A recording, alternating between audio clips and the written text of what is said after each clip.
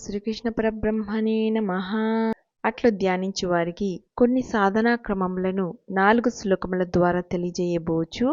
మొట్టమొదట మనస్సును తన యందు నిల్పవలసినదిగా శ్రీకృష్ణమూర్తి బోధించుచున్నాడు.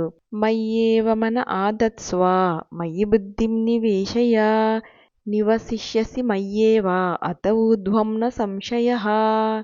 తాత్పర్యము: నాయందే మనస్సును స్థిరముగా నిలుపుము, నాయందే బుద్ధిని ప్రవేశపెట్టుము, పిమ్మట నాయందే నివసింతువు, సందేహము లేదు.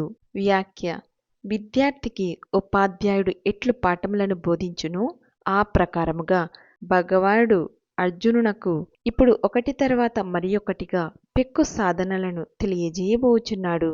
ప్రప్రథమమున మనస్సును బుద్ధిని పరమాత్మయందు స్థిరముగా నిలుపులాగున ఆనతిచ్చిరి.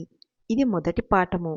మనస్సును మాత్రము నిలిపిన చాలదా, బుద్ధిని కూడా ఏల జోడించవలెను అని ప్రశ్నించనచో, బుద్ధి నిశ్చయము చేయునది కావున అది లేనిచో మనస్సు సంకల్ప వికల్పములతో గూడి ఉన్నదై చంచలముగా ఉండును. మనస్సు సంకల్పించును, బుద్ధి నిశ్చయించును. కాబట్టి భగవద్విషయమై దృఢమగు నిశ్చయమును కలుగచేయునది బుద్ధియే కావున దానిని కూడా మనస్సుతో చేర్చి చెప్పిరి. అట్లు మనోబుద్ధుల రెండింటినీ ఇతరమైన దృశ్య వస్తువుల వేనియందును ప్రవేశింపనీయక ఒక్క భగవంతుని ఎందే సంలగ్నమై ఉండులాగున ప్రయత్నించవలెను. అట్లు చేసినచో ఇక మనుజుడు ధ్యేయ వస్తువగు ఆ పరమాత్మయందే సదా నివసింపగలడు.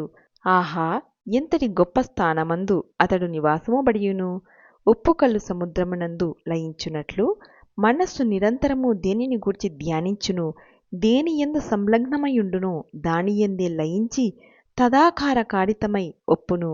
కావున అనవతరము భగవంతుని యందు స్థిరముగా ఉండునట్టి మనస్సు క్రమముగా ఆ దైవాకారమునే పొందిపోవును. అది ఏ మోక్షము. దేవుని యందు నివసించుట అనగా ఇదియే. ఈ విషయమున ఏమాత్రము సందేహము లేదనియు ఇది పరమ సత్యమనియు భగవానుడు తెలియచేసిరి. కాబట్టి సాధకులు తమ మనస్సును అన్యత్ర పోనీయక ధ్యానాదుల ద్వారా ప్రయత్నపూర్వకముగా భగవంతుని యందు నిలిపినచో ఇక తమ మోక్ష విషయమై ఎలాంటి సంశయమును పెట్టుకొననక్కరలేదని స్పష్టమగుచున్నది.